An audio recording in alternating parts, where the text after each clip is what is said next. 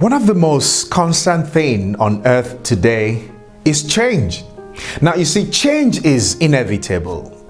Whether you like it or not, there would always be changes. Changes are part of our everyday life. And you see, you cannot stop change from occurring. However, you can do something. You can prospect and prepare for changes. I mean, just like the way you prepare for the weather changes and the season changes, you can always prepare for big and mega changes in the same way. Now, a lot of people don't realize this, that crisis is simply the result of an unexpected change and a change that was not properly managed. Because when a change that you do not expect happen, it could lead to crisis. And over the years, I've seen a lot of people and companies and organizations becoming victims of change. And a very good example is Kodak. Now, Kodak was a company that was founded on the idea of you press the button and we do the rest. But you see, with the emergence of digital camera and mobile phones, there is no more rest to be done. So, the reality today is that we do not need camera films anymore. We do not need camera film processing, in fact.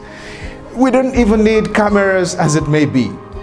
So the point here is this: you cannot afford to define yourself or define your business simply by the service you provide. Because when the service you provide and the way you provide your service changes, you may become irrelevant. So I believe you must define your business in terms of what I call the timeless value. What does that mean? This means that you must define your business based on the concept and the solution and the value that you provide. Why? Because a whole industry can actually be a victim of change. Now, I'm sure you do remember the typewriter, the video cassette recorder, the video cassette player, even the radiogram and the floppy disk. They have all become relics due to changes in the way we live and in technology. Now, even business models, systems and processes can also become obsolete. Now, a lot of people that were trained in the environment of, formality and tradition and stiffness, you see, they find it difficult today to operate in the new world of flexibility and informality, especially in the workplace. Now, all over the world, changes are taking place. Changes are happening, even in the most unexpected areas. So it is important to be open-minded, to be flexible, and to have the will to change, as well as have strategies that represent change.